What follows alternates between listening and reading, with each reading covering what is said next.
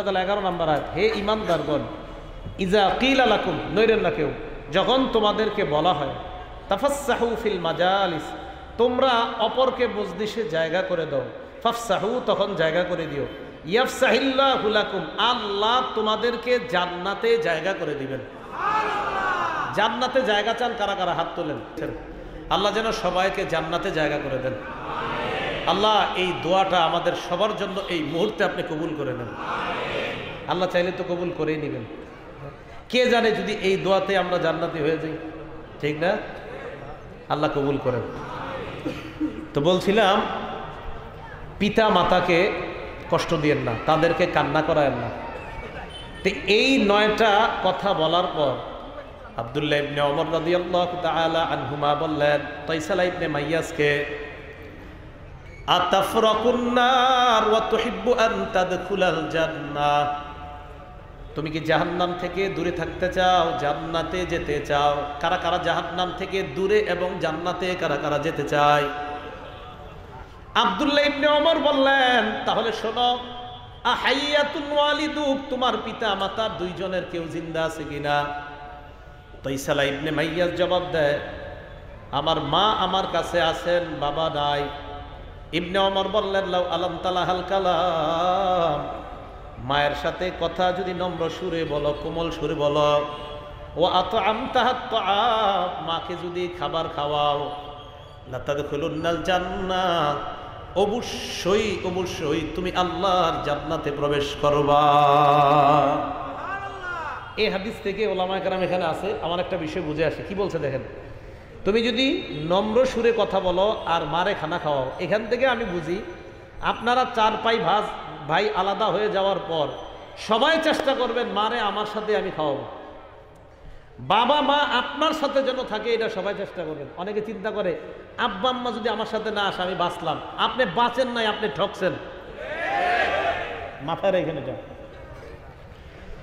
আর আপনাদের যাদের মোটামুটি ইনকাম, হালকা ইনকাম, আপনি আগে যেই চাল যেই ডাল আপনার লাগতো মা বাবার আনেন, ওই চাল ওই ডালই আগের মতোই লাগবে, কিন্তু দেখবেন আগের চেয়ে আরো বরকত বেশি হয়ে যাচ্ছে। পিতা মাতা সবসময় সাথে রাখতে চাইবেন। 5 ভাই 6 ভাই আছেন, মানে হঠাৎ শরীর প্রয়োজন হয়তো আপনারা আলাদা হবেন, আপনি এই কথা মাথায় রাখবেন যে ভাই আমারে জেনে দাও, তোমরা কোন জায়গায় দিবা জানি না, মা বাবারে আমি চাই। এটা সবাই মানসিকতা রাখবেন। রাখবো তো ইনশাআল্লাহ। হ্যাঁ, অনেক বরকত দিবে। কি পরিমাণ বরকত আল্লাহ দিবে আপনি কল্পনা করতে পারবেন না। আর আমাদের সমাজে বর্তমানে মা বাবা অনেকের কাছে সবচেয়ে বড় বোঝা হয়ে দাঁড়ায়। সাবধান, এমনটা যেন না হয়। আল্লাহ বুঝার তৌফিক দান করেন। আপনারা জুরাইজ নামে এক ব্যক্তির আলোচনা শুনছেন অনেক। জুরাইজ, ওনার ব্যাপারে মুসলিম শরীফে হাদিস আসছে, বুখারী শরীফে আসছে, সহিহ বুখারী 2482 নম্বর হাদিসে আসছে। قال رسول الله صلى الله عليه وسلم, নবীজি বলেন, কানা রাজুলুন ফি বানি ইসরাঈল ইউকালু লাহু জুরাইজ। নবীজি বলেন, বনি ইসরাইলের মধ্যে এক ব্যক্তি ছিল, তার নাম ছিল জুরাইজ।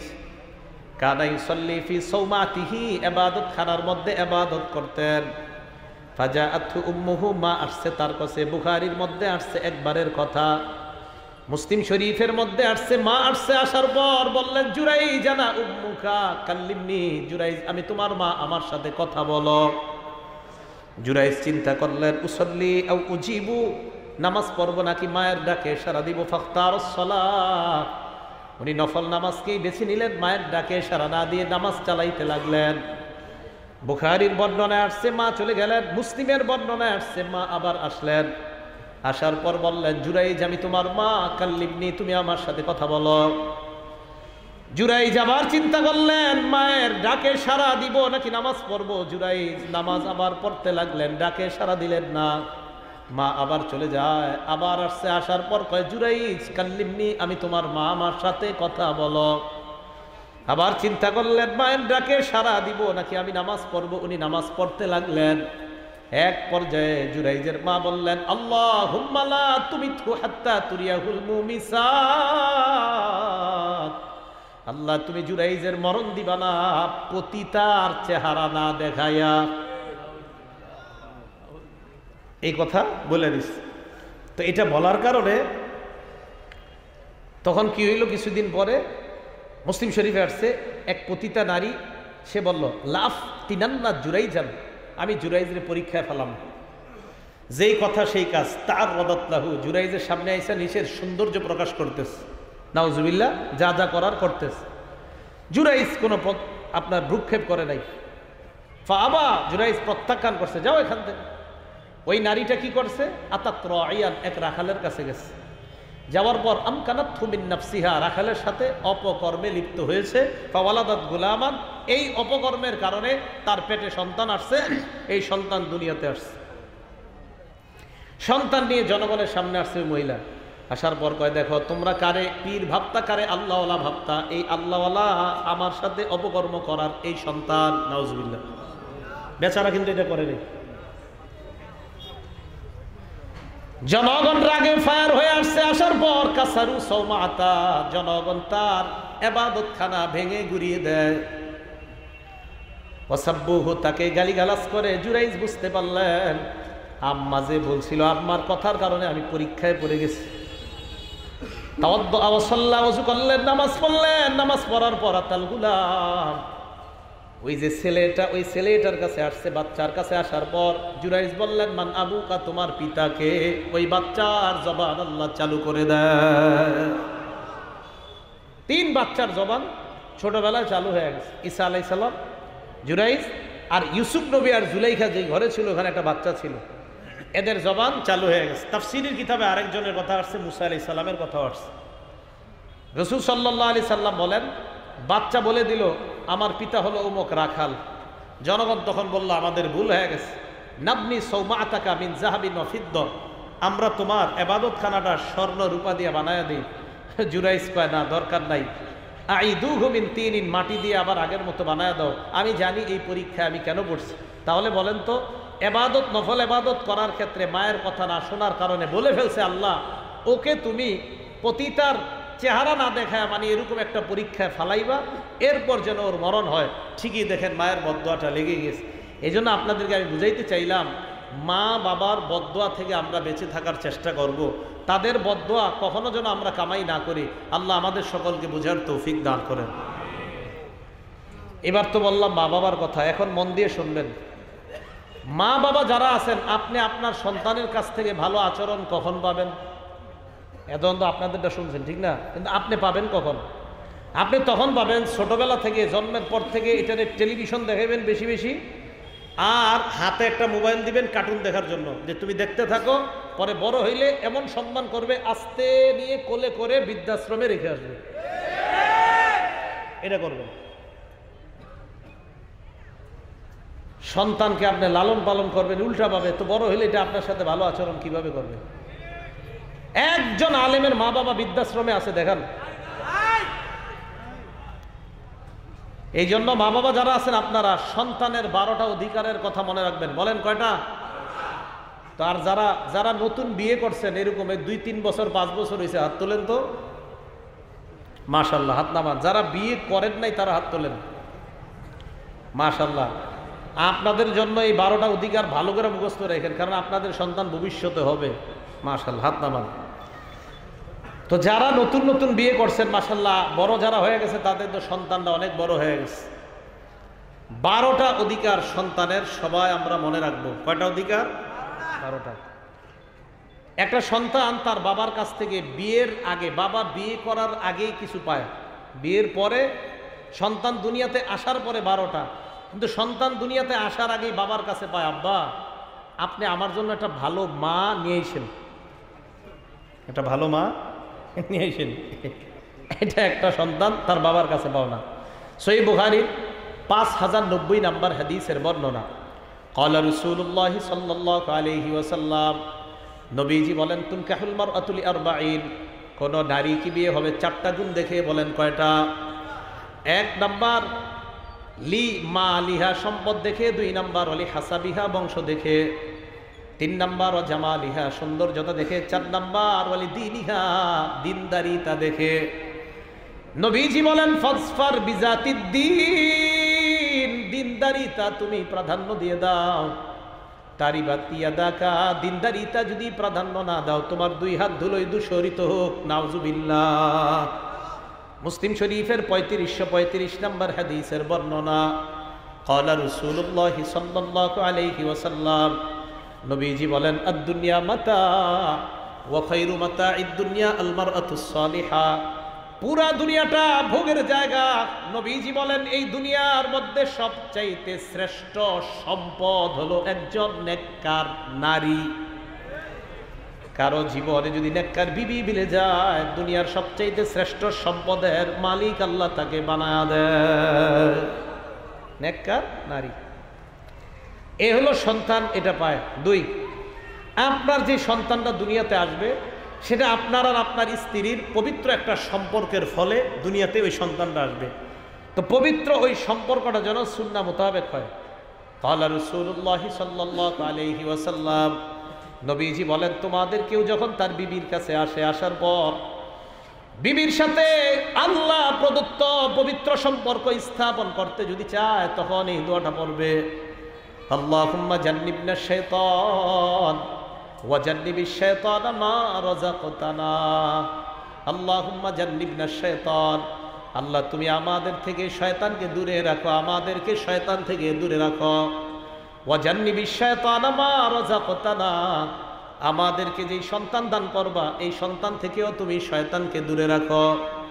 নবীজি বলেন, ফাকুদিয়া বাইনাহুমা ওয়ালাদ, তাদের এই সম্পর্ক স্থাপনের ফলে যদি সন্তান হয়ে যায়, লাম ইয়াদুররুহু শাইউন, কোনো কিছু এই সন্তানের ক্ষতি করতে পারবে না। শয়তান এই সন্তানের ক্ষতি করতে পারবে না। এবার গুরুত্বপূর্ণ কথাগুলো শোনেন। দুনিয়াতে আপনার সন্তান আসলো, দুনিয়াতে সন্তান আসার পর 12টা অধিকার আপনার কাছে পাও না। বলেন কয়টা?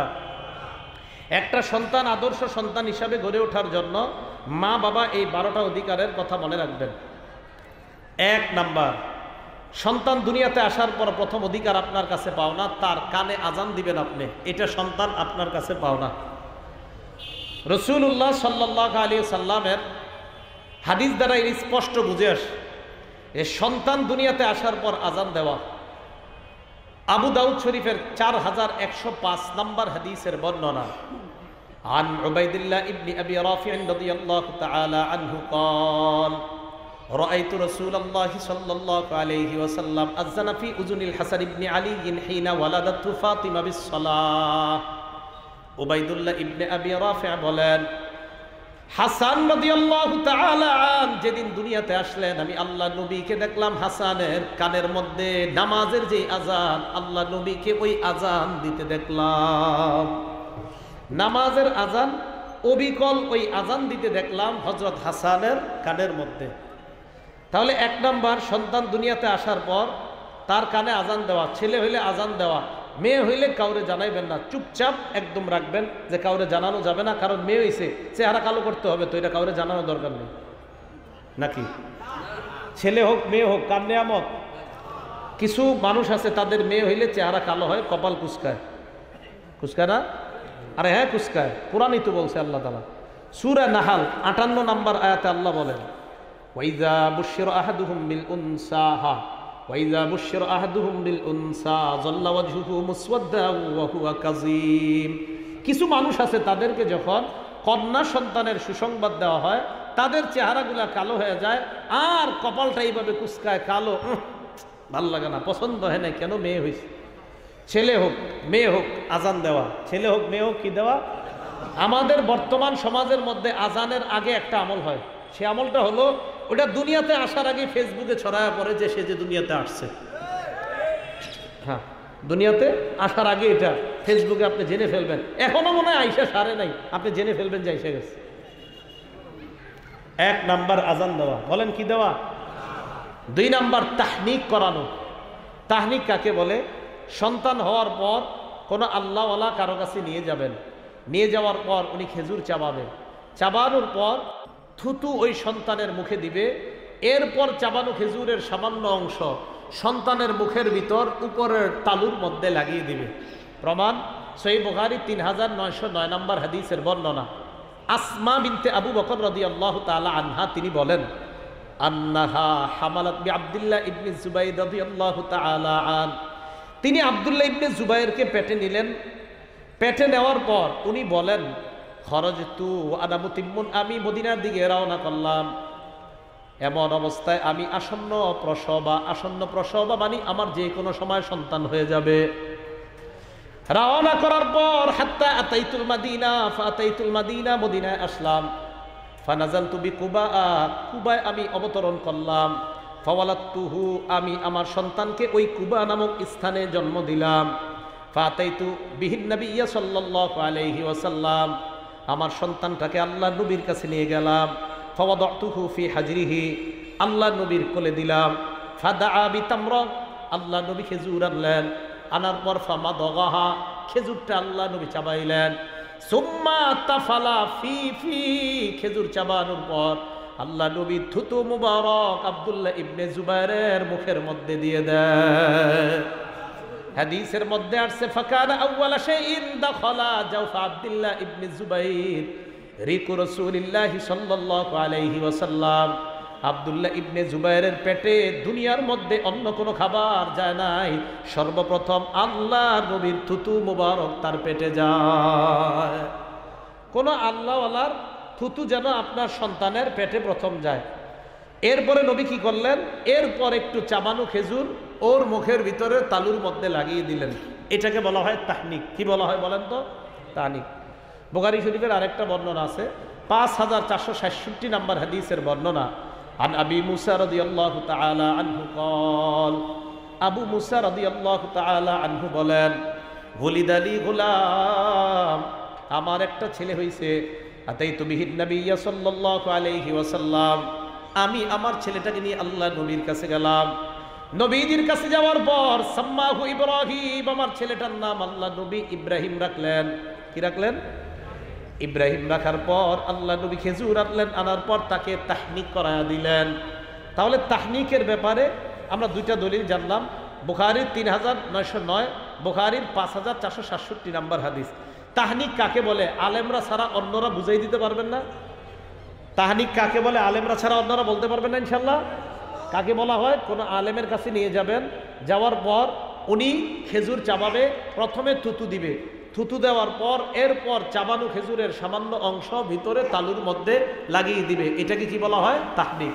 আল্লাহ আমাদেরকে আমল করার তৌফিক দান করেন। 3 নাম্বার, আমরা যারা নবজাতককে দেখতে যাব তার জন্য আমরা বরকতের দোয়া করব। বলেন, নবজাতককে যারা দেখতে যাব কিসের দোয়া করব? ভাই এই কাজটা সবাই করেন, বরকতের দোয়া করেন। আবু দাউদ শরীফের 5106 নম্বর হাদিস।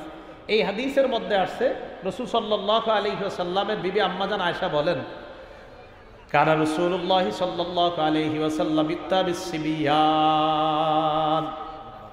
হ্যাঁ, আরে ইবনি আমার ব্যাপারে অভিযোগের শেষ নাই। আপনি যদি শীতকালে বাতাস দেন, এই জনগণ লাগবে কি জানেন?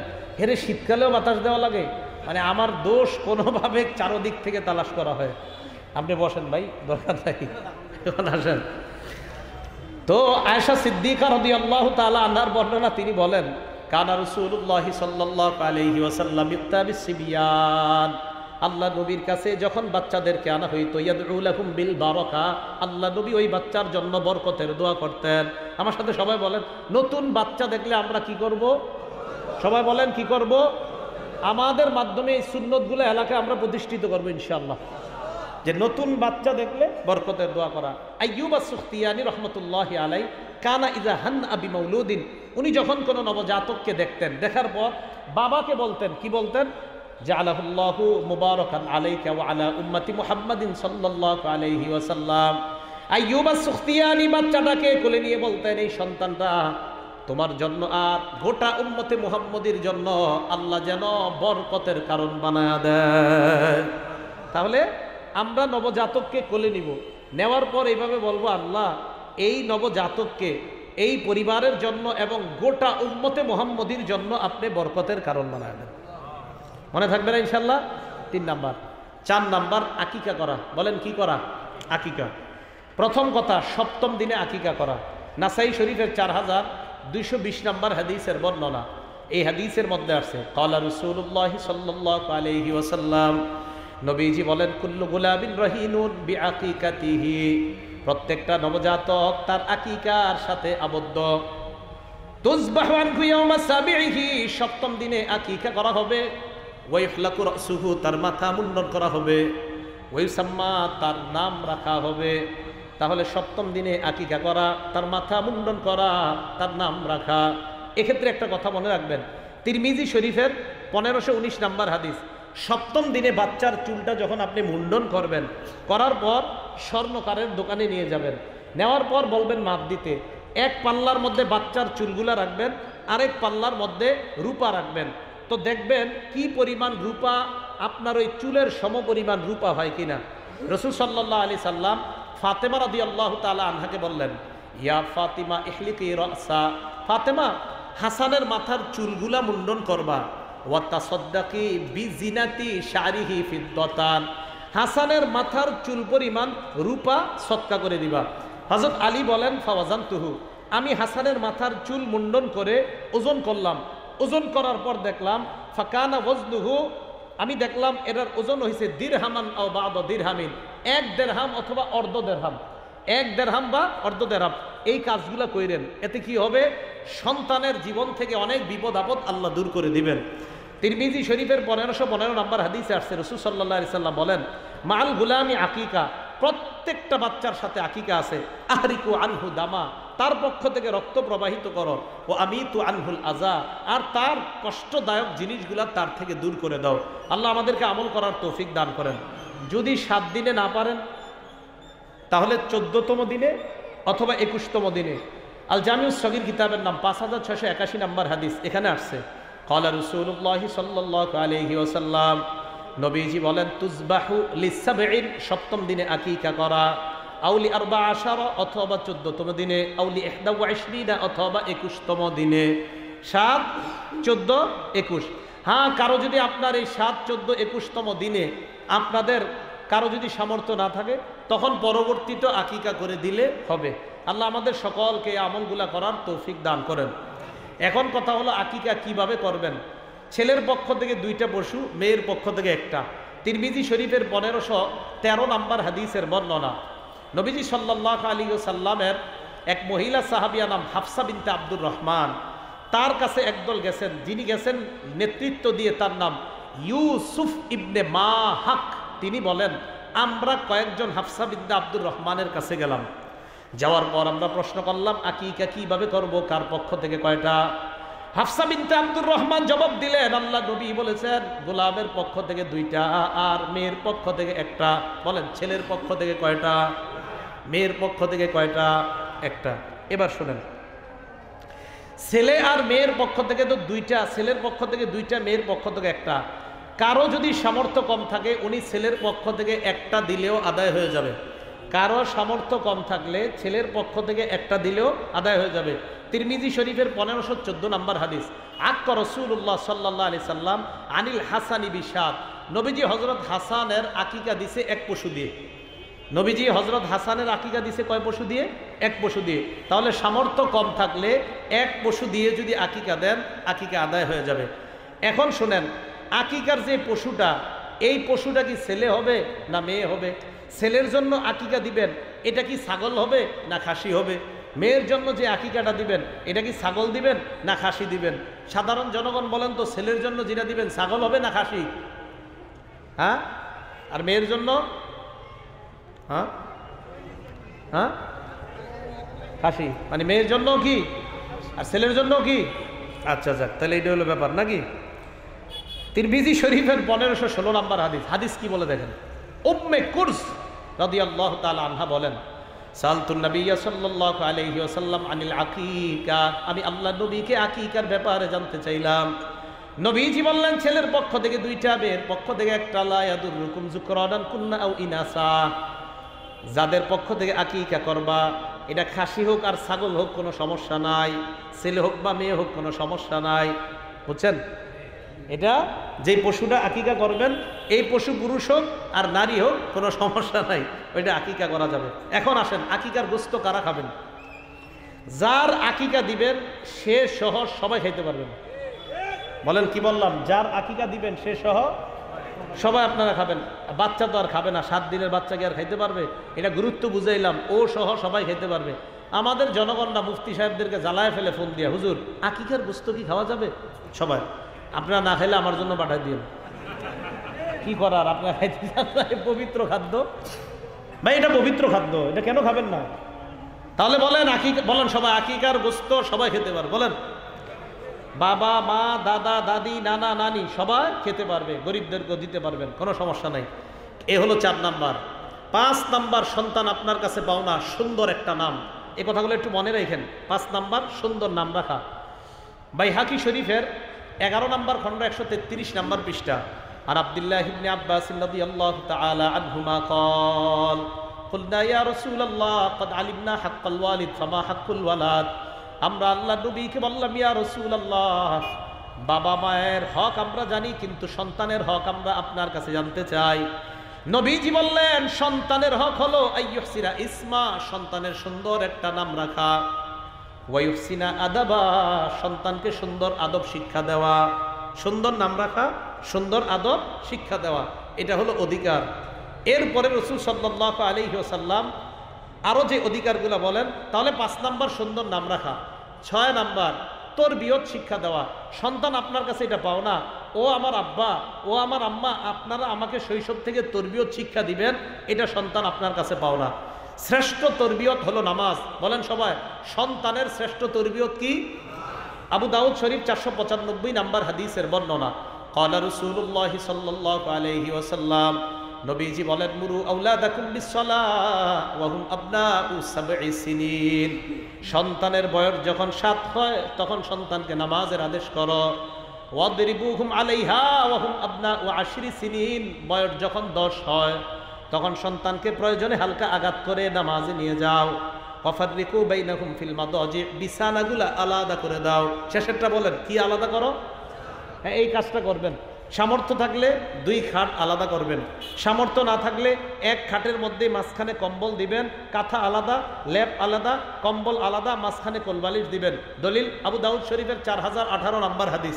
নবীজি বলেন, লা তুফজির রাজুলু ইলা রাজুল, লা ইউফজির রাজুলু ইলা রাজুলি ফি সাওবিন ওয়াহিদ। এক পুরুষ আরেক পুরুষের সাথে 1 কাঁথা, 1 কম্বল, 1 লেপের নিচে ঘুমাবে না। ওয়ালাল মারআতু তুফজি ইলাল মারআতি ফি সাওবিন ওয়াহিদ। 1 মেয়ে আরেক মেয়ের সাথে 1 কম্বল, 1 কাঁথা, 1 লেপের নিচে ঘুমাবে না। 2 মেয়েকে 1 লেপের নিচে দিবেন না, 2 ছেলেকেও 1 লেপের নিচে দিবেন না। সামর্থ্য থাকলে বিছানা আলাদা, না থাকলে 1 খাটের মধ্যে মাঝে থাকবে কম্বল, লেপ, তোষক যা আছে, মানে লেপ, কাঁথা, এগুলো আলাদা দিবেন। ভাই এই কথাটা মনে থাকবে? হ্যাঁ, এটা গুরুত্ব দিবেন। এতে সন্তান ছোটবেলা থেকেই ইনশাল্লাহ একজন সভ্য সন্তান হিসাবে গড়ে উঠবে। তাহলে শ্রেষ্ঠ তরবিয়ত নামাজ। আল্লাহ আমাদের সকলকে এই তরবিয়তটা ছোটবেলা থেকে দেওয়ার তৌফিক দান করেন। 7 নাম্বার, সন্তানের অধিকার সুশিক্ষায় শিক্ষিত করা। বলেন তো সবাই, শিক্ষিত করা। সুশিক্ষার মধ্যে একটা শিক্ষা তাওহীদ শিক্ষা দেওয়া। সন্তানকে কি শিক্ষা দেওয়া? তাওহীদ। তিরমিজি শরীফের 2516 নম্বর হাদিসের বর্ণনা। আব্দুল্লাহ ইবনে আব্বাস রাদিয়াল্লাহু তাআলা আনহুমাকে নবীজি বলেন, ইয়া গুলাম উআল্লিমুকা কালিমাত, হে বালক, আমি তোমাকে কিছু কথা শিখিয়ে দিচ্ছি। ইহফাজিল্লাহ ইয়াহফাজকা, তুমি আল্লাহর বিধানগুলো হেফাজত করো, আল্লাহও তোমাকে হেফাজত করবেন। ইহফাজিল্লাহ তাজিদহু তুজাআক, তুমি আল্লাহর বিধানগুলো হেফাজত করবা, আল্লাহকে বিপদে আপদে সামনে পাইবা। এরপর নবী বলেন, লাউ আন্নাল উম্মাতা ইজতামাউ আলা আইয়ানফাউকা বিশাইইন, সারা দুনিয়ার সবাই যদি তোমার উপকার করতে চায়, লাম ইয়ানফাউকা বিশাইইন ইল্লা ক্বাদ কাতাবাহুল্লাহু লাক, ততটুকুই উপকার করতে পারবে যতটুকু আল্লাহ তোমার ভাগ্যে লিপিবদ্ধ করে রাখছেন। ওয়ালাউ আন্নাহুম ইজতামাউ আলা আইয়াদুররুকা বিশাইইন লাম ইয়াদুররুকা ইল্লা বিশাইইন ক্বাদ কাতাবাহুল্লাহু আলাইকা, সারা দুনিয়ার সবাই যদি তোমার ক্ষতি করতে চায় ততটুকুই ক্ষতি করতে পারবে যতটুকু আল্লাহ চায়। এই তাওহীদ শিক্ষা দেওয়া। বলেন, আমার জীবনে যা কিছু ঘটবে আর না ঘটবে আমি সব কার উপর ন্যস্ত করব? আল্লাহর উপর। তাহলে সুশিক্ষায় শিক্ষিতের মধ্যে 1 নাম্বার তাওহীদের শিক্ষা। এরপরে কোরআন শিক্ষা। সবাই বলেন কি শিক্ষা দেওয়া? কোরআন। বুখারী শরীফের 5017 নম্বর হাদিস। রাসূল সাল্লাল্লাহু আলাইহি সাল্লাম বলেন, খায়রুকুম মান তাআল্লামাল কুরআনা ওয়া আল্লামা, তোমাদের মধ্যে সর্বোত্তম ওই ব্যক্তি যে কোরআন শিখে অন্যকে শিখায়। 8 নাম্বার, আপনার 4জন 5জন সন্তান আছে, আপনি যদি জীবদ্দশায় সম্পদ বন্টন করে দিতে চান, সবাইকে সমানভাবে দিতে হবে। আপনার সন্তানাদিদেরকে যদি সম্পদ দিতে চান, সবাইকে সমানভাবে দিবেন। মেয়ে ছেলে সবাইরে সমান দুনিয়াতে থাকতে। আপনি মরার পরে মিরাস হবে, মরার আগে তো মিরাস হবে না, বুঝেন নাই? আরে মিরাসের মাসালা তো আপনি মরার পরে, আপনি জীবিত থাকতে তো মিরাসের মাসালা না, আপনি মারা যাওয়ার পরেই না মিরাসের মাসালা। ছেলে যা পাবে মেয়ে অর্ধেক পাবে, এটা আপনি মারা যাওয়ার পরে। দুনিয়াতে থাকতে যদি দিতে চান তাহলে সমানভাবে দেওয়ার চেষ্টা করবেন। হ্যাঁ, কম বেশি দেওয়া জায়েজ আছে কিনা, ছেলে 12 আরেকটা মদ খায়, এদের মাঝে কম বেশি দেওয়া যাবে কিনা, এটা ফতুয়া বিভাগ থেকে ফতুয়া আনবেন, সেখানে মুফতি সাহেবরা ফতুয়া দিয়ে দিবে। হ্যাঁ, কতটুকু ক্ষেত্রে কোনো সন্তানকে বেশি আর কম দেওয়া যায়। মুসলিম শরীফের 1623 নম্বর হাদিস। সাহাবীর নাম নু'মান, বাবার নাম বশির। এই বশির রাদিয়াল্লাহু তাআলা আন নু'মান রাদিয়াল্লাহু তাআলা আনহুর এইভাবে ধৈরা নবীর কাছে নিয়ে গেছে। নিয়ে যাওয়ার পর বললেন, ইয়া রাসূলুল্লাহ ইশহাদ আন্নী নাহালতু নু'মান কাজা ওয়া কাজা। হুজুর, আপনি সাক্ষী থাকেন, আমি আমার এই ছেলে নোমানরে ওই সম্পদের মালিক বানাই দিছি। নবীজি বললেন, তাই নাকি? কয় হ্যাঁ। তা আমারে কেন আসছো? আপনার সাক্ষী রাখলাম। নবীজি বললেন, নাহালতা মিসলামা নাহালতা নোমান, নোমানরে যা দিছো অন্য সন্তান করে কি তা দিছো? কয় জি না। নবীজি বললেন, ফাশহাদ আলা হাযা গায়রি, তাহলে আমারে ছাড়া অন্য কাউরে সাক্ষী বানাও। কয় হুজুর কেন? কয় আয়াসুল্লুকা ইয়াকুনু ইলাইকা ফিল বিররি সাওয়াআন ফিল বিররি, তুমি কি চাও তোমার সব সন্তান তোমার প্রতি সদাচরণ করুক সমানভাবে? কয় জি চাই। কয় তুমি চাও সব সন্তান তোমার প্রতি সমানভাবে সদাচরণ করুক, তো সম্পদ কেন কম বেশি দিবা? জীবিত থাকতে সম্পদ কেন কম বেশি দিবা? আমি আবারও বলছি, কম বেশি দেওয়ার সুযোগ আছে। কখন? এটা মুফতি সাহেবদের থেকে ফতুয়া আনবেন, কোনো সুরত আছে কিনা তাদের কাছ থেকে ফতুয়া নিয়ে নেবেন। বাকি এমনি ডাইরেক্ট কথা হলো, সব ছেলেগুলা ভালো, তারা সবাই সুন্দরভাবে চলে, এক্ষেত্রে কথা তাদেরকে দুনিয়াতে দিতে হলে সমানভাবে দিবেন জীবদ্দশায়। 9 নাম্বার, সন্তানের বিয়ের বয়স হলে বিয়ে করায় দেওয়া। বিয়ের বয়স হলে কি করায় দেওয়া?